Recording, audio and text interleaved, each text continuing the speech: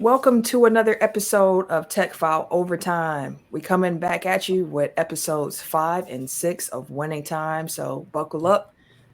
Let's get into it.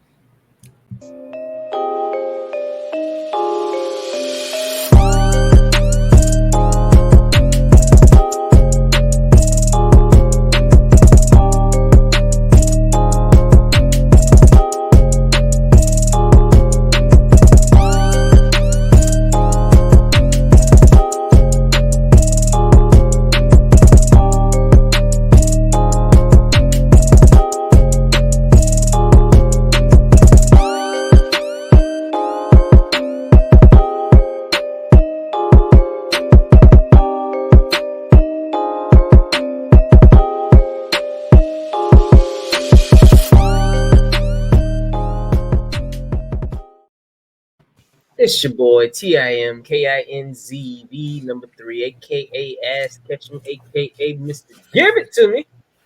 Hello. I'm the Eric J. Only known as The Eric J. And I'm Camille, point guard of the crew, the real life Tifa Lockhart, the girl next door. You know, holding it down for all the women who love sports. And it's your boy K Harris, the gentleman, The gentleman, the everyday gentleman, 24/7. but better known as K Diddy. Take that.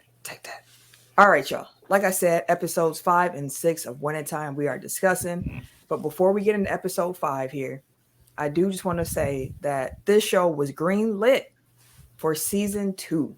I don't know what that means necessarily for like the storyline. Like, are they finishing out the Showtime era in this season? Is it? I'm curious now. Like, did they already have it planned that they were planning to tell the story in more than one season? Because they're moving kind of slow. Like, we are just in 79 right now, and it's a whole decade of Showtime. So, Yeah, I'm curious about that. But episode 5 was titled Pieces of a Man.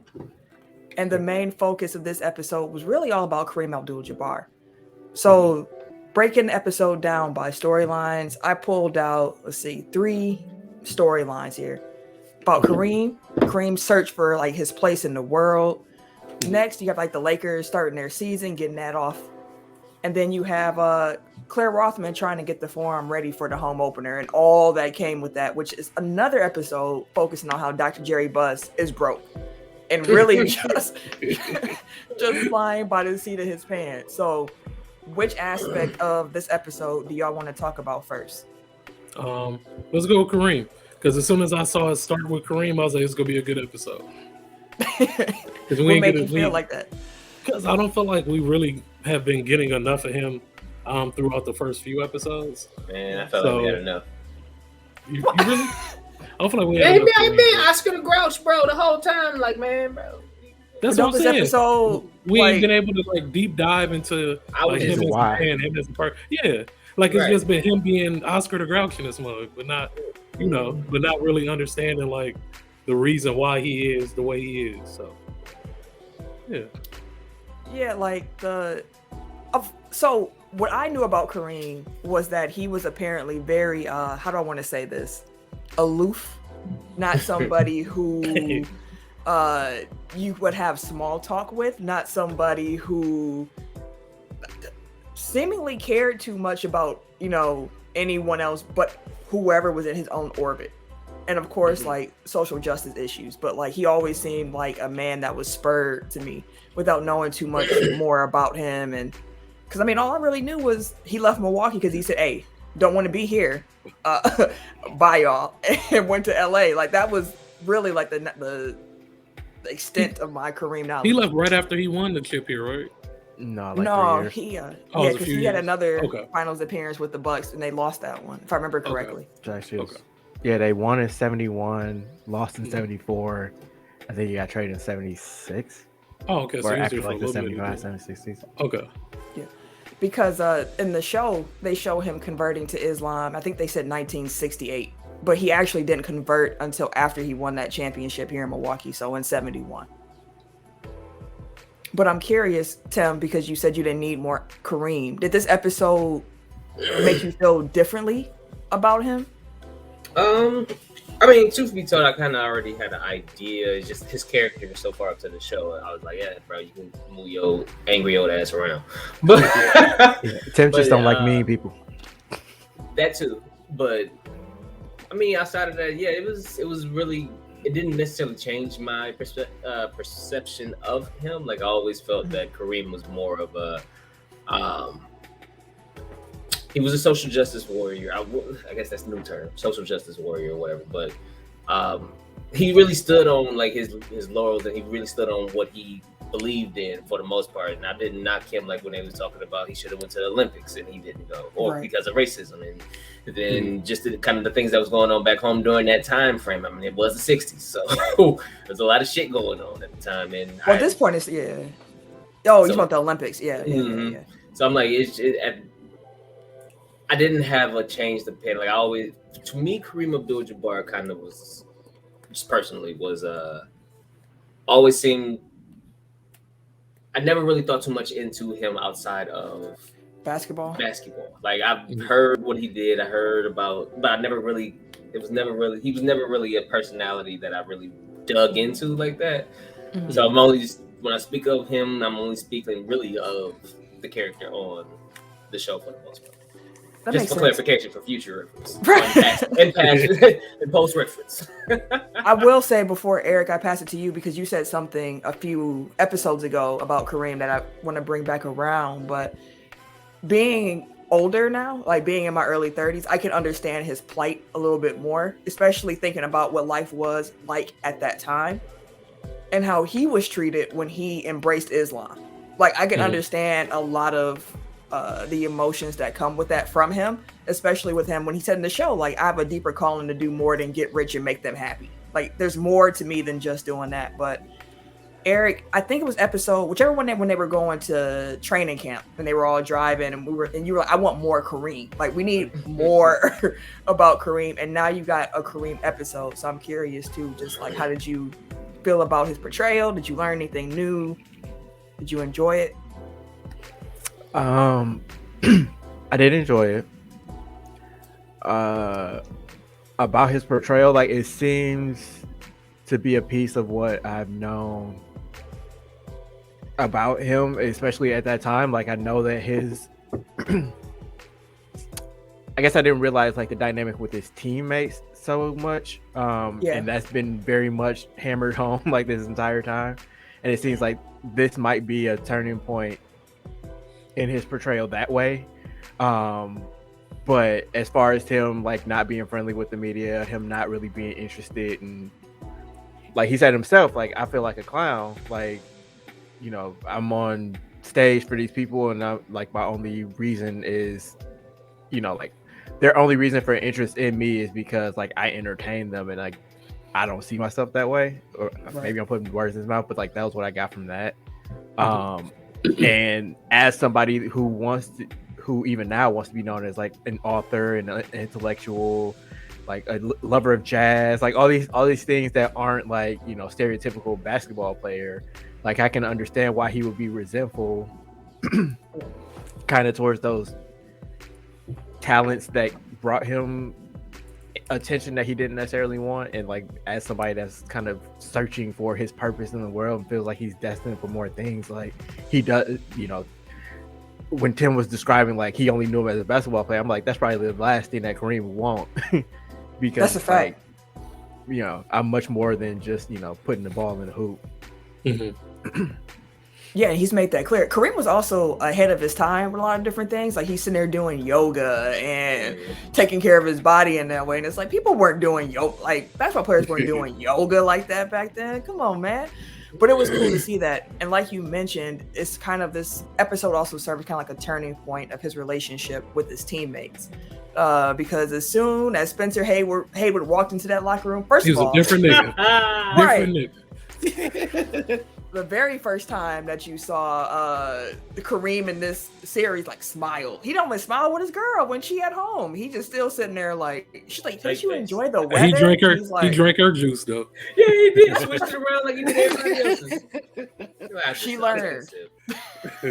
I gotta imagine that Kareem's like, they're different people, so like they're temperament would be different, but I gotta imagine that was like LeBron that first year in LA, where it's like a bunch of kids and he's just like, what the fuck? Like, he's just quiet, don't talk to nobody. But as soon as like Melo and Rondo and Dwight get in the locker room, it's like, oh, I got contemporaries, I got people, you know, my age, some grown-ups in the building. Like, And on top of that too, with Spencer Haywood, like Kareem also, I think, probably had a friendlier relationship with him because Spencer did something to help out other like black people in the sense of him doing that antitrust suit against the NBA, which the show portrays it really simply. Like, you know, he's the reason that LeBron and Kobe were able to come straight from the league or straight from high school into the league. But his actual story was he signed with the Supersonics when he was a sophomore, like after his sophomore year in college, and NBA was like, no, you need 4 years. And he said, well, F that, I'm signing this contract anyways. The NBA tried to be like, no, you can't do that. So he filed the antitrust lawsuit and actually won that, which forced NBA to change said rules. We also learned that Spencer Haywood circumcised himself. That's some wild stuff. They say with a rock. rock and a raisin. And I was thinking like this had to be something the show, you know, just threw in there to make him seem like, you know, different. Like, before you reveal if it is or not, like I feel like that's too oddly specific for it to have been made up. Like that has to be real, a knife and a or at rock, least a real rumor. Well, he did confirm because he wrote a book in '92. He confirmed that yes, he did self-circumcise himself because he was told by his brother that doing so was the only way to avoid becoming insane. Now your brother see all the blood and shit like that, and you thinking it's a joke. Like, ain't no way I could do that. I would have passed out. Only way that you can prove that you're not insane, bro, you are insane for doing this on your own in the first place. Like, it's complete opposite. Y'all got that all flipped. That was terrible. Hey, I know his stuff. His stuff look ugly, bro. Boy, no. They're trying to look in the shower and stuff, like sending Cooper in there, like go look. I couldn't even see. Then he walked out. This is what you want to see. Oh no! Put it away! No, that was my man. Again, built different. Just wilding. He has lived a life. Like if you go, just read up on Spencer Haywood. That brother he been through some stuff. Yeah, because the next episode too kind of hints about what's getting to come with him. Although it's interesting in the show how they are making Michael Cooper and him seem like they're fighting for minutes when wasn't Coop a guard forward? I always looked at him as like a wing, and I thought Spencer Haywood was more like he's a big. Yeah, so I was like, that's kind of interesting because Spencer Haywood was a 4'5", like a big. So I thought Coop. Anyways, TV show, we get it. And speaking of TV show stuff, they had Kobe Bean Bryant in the audience. Hey, I was geeked. I was like, oh, nigga. I was like, that's dope. They had baby Kobe in that joint. So of course I had to look. Was Kobe really at Magic's first NBA game? And for anything I could see, there's no confirmation of it, but it would make sense if he was because his dad, Joe Jellybean Bryant, was a member of the Clippers at the time and played in that game. So it was quite possible that Kobe was in the audience. I think Kobe would have been about 2 by then. Like 1 or 2, yep. So he wasn't, I think, as little as the show made him seem, but it's possible that he was there. Quite possible. And again, it's always fun in the show when you get to watch them actually do basketball stuff. So Magic came in there. Cutting. They did a whole bunch of cutting. Oh, like you couldn't get a seamless pass even. Like it was like no throw the ball, cut, catch the ball, cut. Make sure you don't show whoever shooting this ball. Just make it go. or just go real wide so it's only shapes on the screen. But they won their first game, and they came, after Magic and Kareem had a fight in the locker room where Kareem pretty much said, like, you out here being you shucking and jiving, you out representing us wrong. And Magic's like, hold on. Being a jive turkey. Now, that doggone argument, I thought that was dope. No, because I could see Magic face the whole time. Kareem talking like, yeah. Now, you on the other, he's like, you must got me fucked up. Because I'm the motherfucker out here doing these suicides while your ass sitting down. I mean, I'm the one out here kicking it with the boys, even though they got jokes for days. We out here still kicking it. Like, you is in the back yelling at the trash cans. Like, come on now, what we talking about? Yelling at the trash cans. You made him sound crazy. Like, he ain't with the team. I don't know what the hell you doing. I said, Talking yelling about at the trash cans. Like, me, show some respect. Bro, if you don't lace them sneakers up and run them suicides like the rest of us.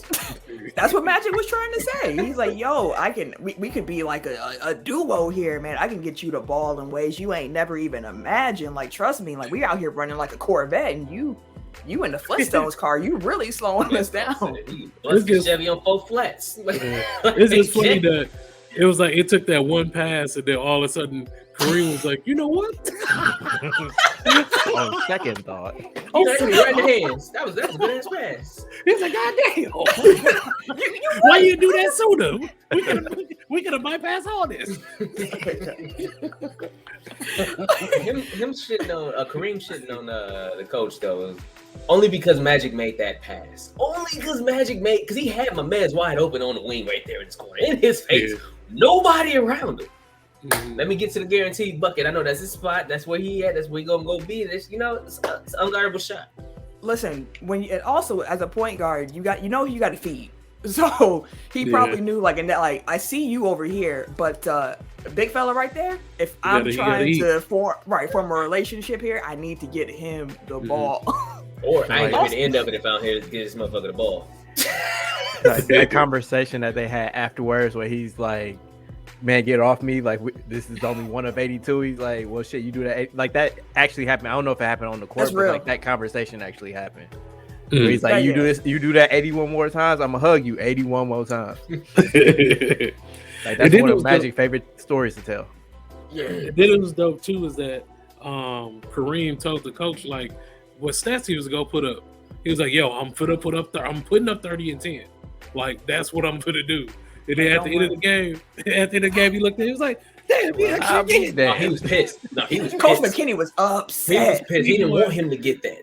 He did not want that to happen. No, he didn't actually do this. I was like, that was dope. I was like, he knew. He was like, yo, I does this, bro. 30 and 10. I'm going to get my 30 and 10. Right. Thinking about the Kareem Magic relationship too, according to the Showtime book, which of course this show is based on, the author said the show gets a lot of that right. Like they definitely had some tension. And I have a quote from the book. He said, quote, "When Johnson first arrived in Los Angeles, he saw Abdul-Jabbar's approval. He imagined the two stars in some sort of buddy movie, the aged gunslinger taking the rookie share under his wing. It was not meant to be.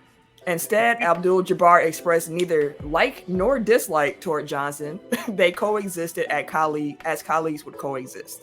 As players, they mesh beautifully, and yet egos are egos." So that's what he wrote in the book. Apparently, Magic's relationship with Dr. Buzz, his contract, and how beloved he was, almost instantaneously caused some friction between him and Kareem. But it didn't happen as quick as the show presented it. Like a pass made them friends. This was not the Martha moment between Superman and Batman and the movie.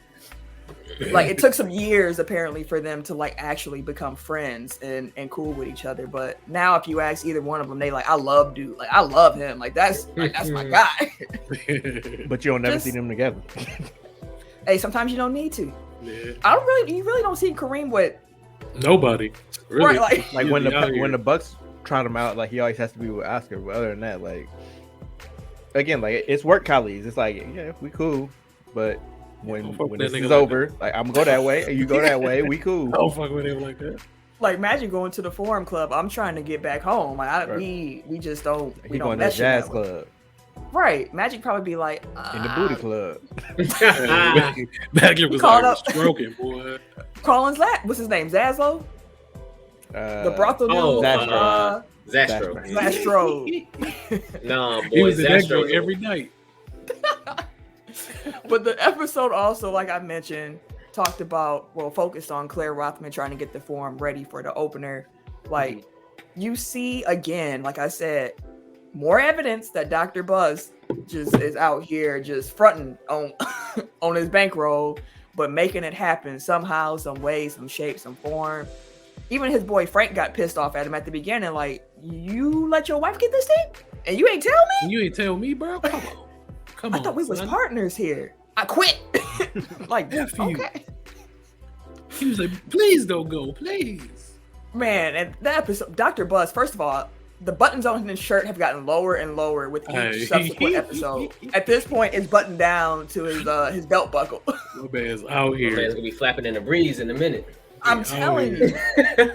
Like, you see him trying out the Laker girls, and he said, sell me more. He trying to show them how to sell their sex. Like, more like this. Some of this. Where's that at? Tim, you look like Martin when you was doing that. When Martin be dancing, it's like, hey. But yeah, apparently, you know, Paula Abdul was in that audition, and she was the only one who could sell the sex. Paula Abdul had Jeannie Buss go and find her later on, like, do you want to leave the Laker girls and what? So I had to look that up because I always knew Paula Abdul was a Laker girl, but I was curious if that's how her path there went. Not exactly. And I also heard an interview. I think what's the British late night talk show host? James Corden. He had her on there a couple years ago when she was getting ready to go on tour. And he was asking her, like, what does it take to become a Laker girl? And she said, well, for me,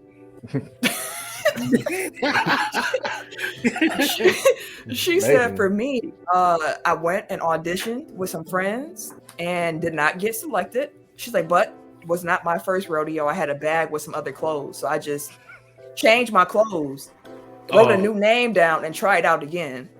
I didn't make it the second time either. Yeah, I had solidified that bitch. She said I had one more outfit. She's like, hey, to her friends, like, let's try it a third time. Her friends were like, girl, we are going home. Like, we have tried this twice. No, thank you. Changed it to her last outfit, tried out again, and then they split the group. Like, half of y'all go in the back, the other half come in the front, and she was in the group that went to the back. So she said she kind of looked around and then snuck to the front group. Tried out again. She was finessing. Tried out again. And the third time she tried out, in the same day, she was able to get the gig. And then like a year later, she was the head choreographer of the whole squad. So she had to work for that. Ain't nobody recognize the same bit in different clothes? No. Think about it. It's hundreds and hundreds of people. Yeah. She said it was like 700 people. Oh yeah, at this point, everybody looked the same. Like, wild. Just change your hair up a little bit, go with different clothes. And then still didn't make it. They would have told her the third time she ain't make it, she not snuck her butt back to the front. Like, bro, this ain't it. Somebody recognized her like, no, bro.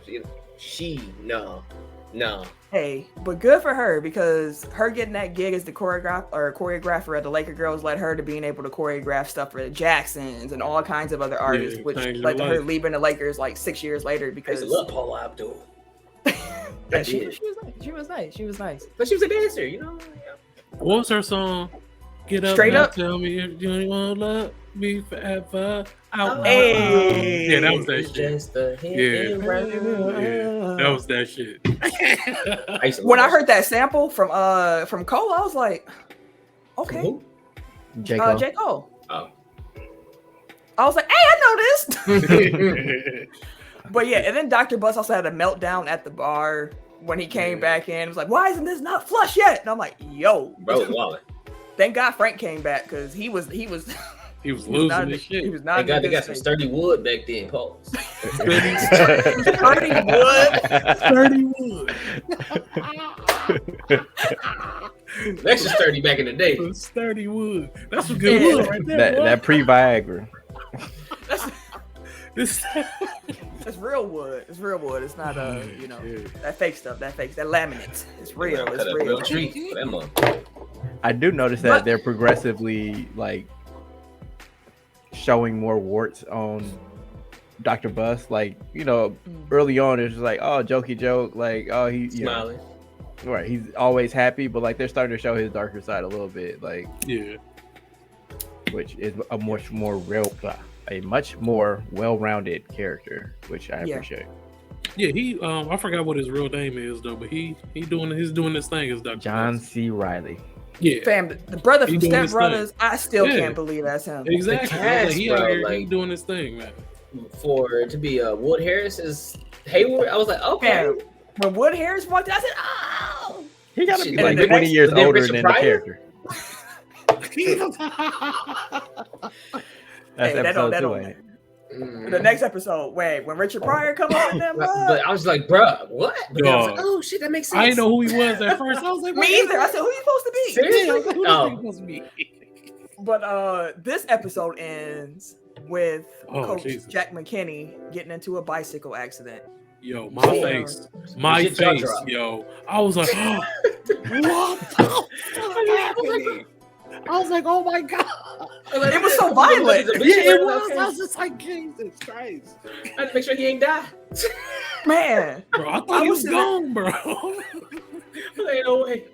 And it was true to like real life outside of like they had a part in there where he kind of like faked getting hit by a car and kept going. Like that, of course, was TV, but the rest of it was real. He's riding his bike to meet Westhead for some tennis, and as he was approaching the stop sign, the gears and the bike locked, and then he was just tossed over the handlebars. He hit his head on the concrete, which caused the brain injury.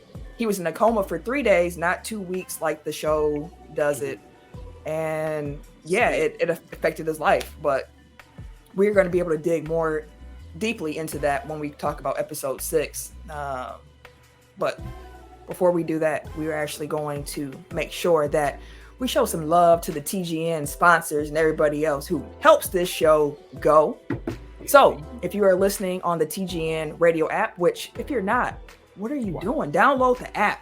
Make sure you listen that way as well. We're going to take a quick break, hit these commercials. We're going to come right on back. If you are listening to Eric, look at the logo Eric pointing to. Yes, that. Right there. If you are watching on YouTube, we're going to be right back. Well, actually, it's going to be a whole different episode for you to come and check out. So this is the end of the episode 5 recap. Go ahead and find that link. Click on episode 6, and we're going to catch y'all when we come back from these breaks.